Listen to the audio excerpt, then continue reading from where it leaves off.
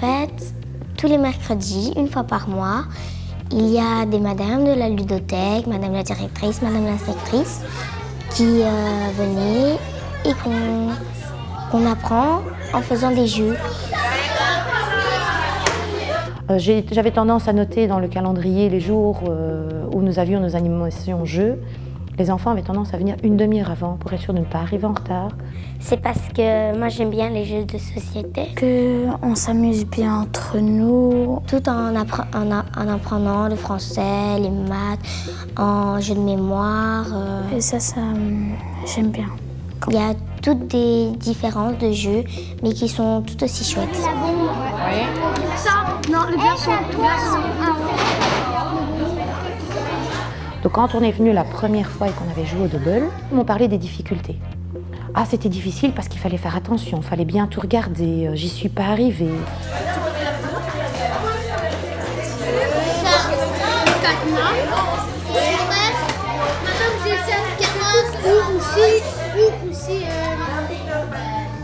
Et donc d'emblée, ils attendaient la deuxième séance pour voir comment ça allait se passer. Est-ce qu'ils allaient de nouveau être en situation d'échec ou là peut-être qu'ils allaient commencer à mettre des stratégies. Tu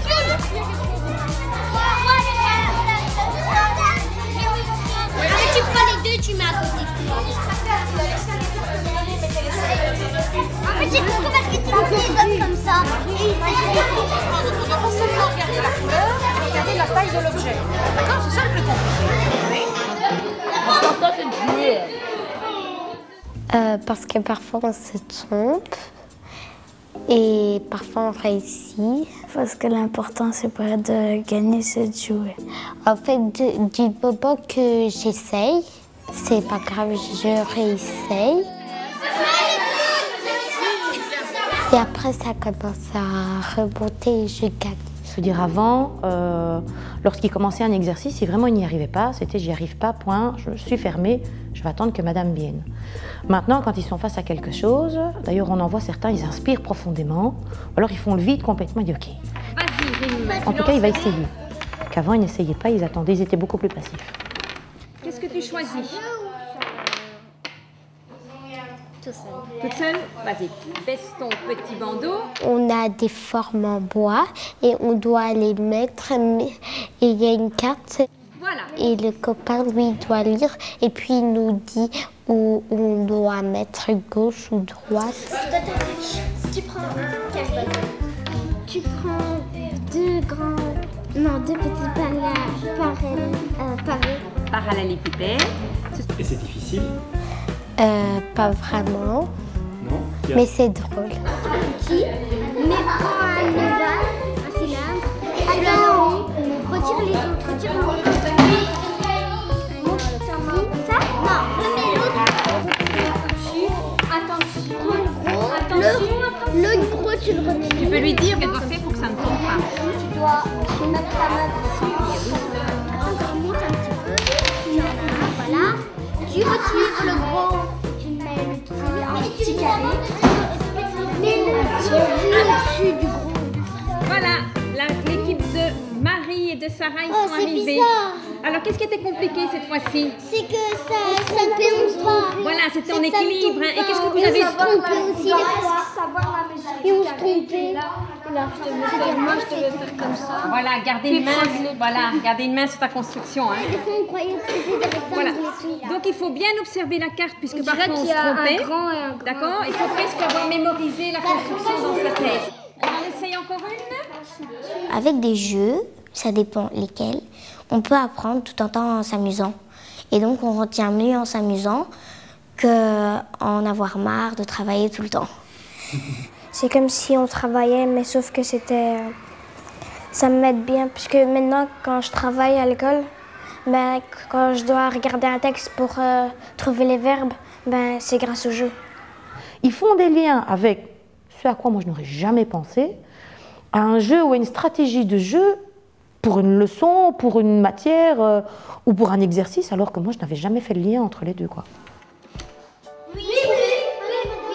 Lorsqu'en français on fait un repérage dans une grammaire de texte, on leur demande, bah, tiens, essayez de me retrouver rapidement dans le texte un verbe conjugué à tel temps ou le sujet de tel mot. eh bien, les mêmes stratégies sont employées lorsqu'ils doivent étudier, par exemple, leur cadre d'éducation ou autre. On trie oui. Les enfants ont vraiment cette vision globale d'abord pour pouvoir vraiment aller à l'essentiel. Oui, oui. Oh, mais chaque fois. Regarde bien l'image. Celle-ci, regarde bien, Robert. Regarde bien cette image. Oui, mais c'est pas là. Regarde, allez, on cherche tous Messia. Regarde, ceci. Voilà, Messia. Et moi. Oui, Robert. Oui. Premier point.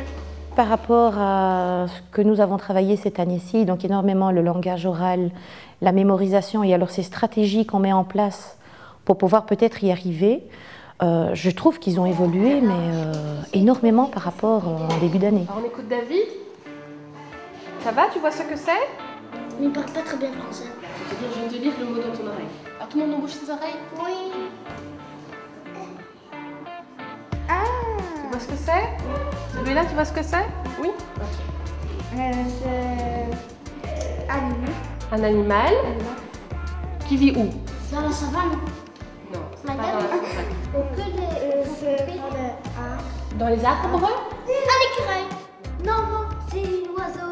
Madame, il est petit comme ça. Un hibou. C'est genre. Bravo Ania, très très bien. À mon tour. Ah non, c'est à la La mienne. mienne. Alors on va un petit peu expliquer, on va voir si on a le temps après, on va refaire un tour. On va d'abord un peu expliquer comment tu fais pour faire deviner aux autres copains. On dirait qu'il y a comme une image. Il y a des images dans ta tête. Oui. Après chaque partie de jeu, on demandait à ceux qui étaient peut-être un peu plus performants comment ils avaient fait. Tu sais comment tu fais pour faire deviner aux autres? Je lis bien les questions et après je dis qu'est-ce qu'il y a dans ma mémoire. Donc un peu comme la mienne, tu as une image dans ta tête. Moi, j'ai pas de technique. T'as pas de technique, toi? Moi aussi, t'en as une. Je suis sûr que t'en as une. D'accord, je vous dis le secret. En fait, ma technique, c'est... J'essaye d'imaginer le dessin dans ma tête et aussi bien regarder et écouter. Une voiture. Comment tu fais pour gagner comme ça? Arbre, je regarde ça. Tu regardes suivant. Vol, je regarde ça. Canard, je regarde ça. Et après je te finis. C'est à moi. C'est un peu. Et toi, tu sais expliquer comment tu fais pour jouer? Quand vous mettez comme ça, c'est le canard, c'est le gant. Si d'exemple, on n'avait pas de technique pour trouver les mots, ça veut dire qu'il a des soucis. Et donc, les madames nous demandent comme ça, elles sait nos difficultés. Moi, je pense qu'ils nous demandent pour savoir si c'est une bonne technique ou pas. Si elle va mieux fonctionner qu'une autre. Et c'est vrai que tout au long des séances, les enfants le disaient d'emblée. Ah tiens, moi j'y arrive parce que je fais ça. Je veux dire, ici, le fait d'ouvrir les jeux et de devoir partager, je veux dire, ce qu'on sait ou de devoir échanger les connaissances avec d'autres enfants, eh bien pour eux, c'est une ouverture vers l'autre aussi. Pour voir si leur technique est mieux que la mienne, si je ferais mieux de rester sur la mienne, d'employer la leur. Mais madame, c'est pas grave si on ne les trouve pas. Ben, ce serait bien de trouver quand même. Normalement, quelqu'un a gagné. Non, non, c'est la hache. Quand un enfant n'y arrivait pas, c'était ah madame, est-ce que je peux l'aider? Il n'y arrive pas, je peux lui donner un petit indice. Par exemple, il y avait un qui parlait pas bien français, c'était Norbert. Et ben là, on jouait, il savait pas dire l'image. Alors on lui a aidé, on lui a donné des indices pour qu'il trouve. Mais ta montre, elle est là. Allez, le ver de terre chez Robert. Et là où au début ils étaient fort égoïstes, ils voulaient absolument jouer pour gagner, après tout ce qu'ils voulaient c'était jouer pour passer un moment convivial, un chouette moment avec les autres enfants où on partage. C'est de savoir on est tous dans le même bateau et on va pouvoir y arriver. Et quand il y en a un qui n'y arrive pas, plutôt que de, par rapport à la société, de l'écraser ou de l'oublier, ben non on va l'aider. Parce qu'ensemble on va y arriver. C'est vraiment ça quoi. C'est agréable de participer avec des autres personnes. On s'amusait, on apprenait en jouant et tout ça. Et ça nous aidait à s'entendre entre camarades. C'est comme si je jouais en famille avec toute ma famille. Parce que des fois on le faisait en équipe, des fois on jouait tout seul, on rigolait et tout ça. Ce jeu s'appelle le crayon coopératif. Et il faudra guider le crayon tous ensemble avec les ficelles. Et de séance en séance, on a vraiment vu un changement, tant dans la manière d'être des enfants face au travail, mais aussi face au climat de classe, quoi. Parce qu'il y a vraiment cette coopération qui s'est développée, et ça s'est vraiment fait progressivement tout au long de l'année. Vous allez choisir un des adultes, vous allez le dessiner tous ensemble. Moi j'ai envie de faire un demi-ovale parce que ça ressemble plus à un humain alors qu'un rond. On commence par la tête.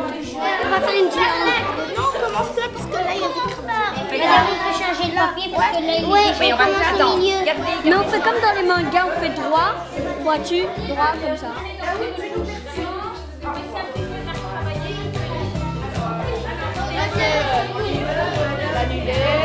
Allez, encore un. Hop, la même chose de l'autre côté. On y va.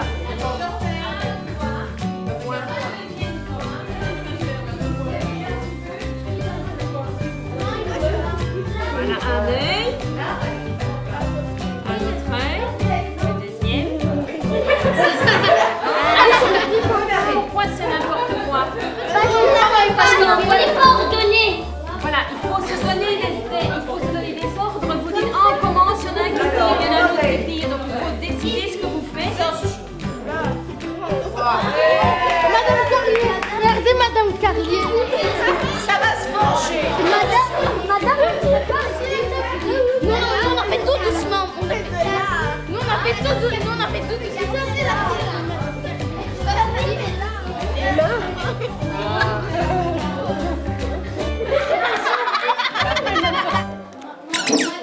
Pourquoi vous avez tapé?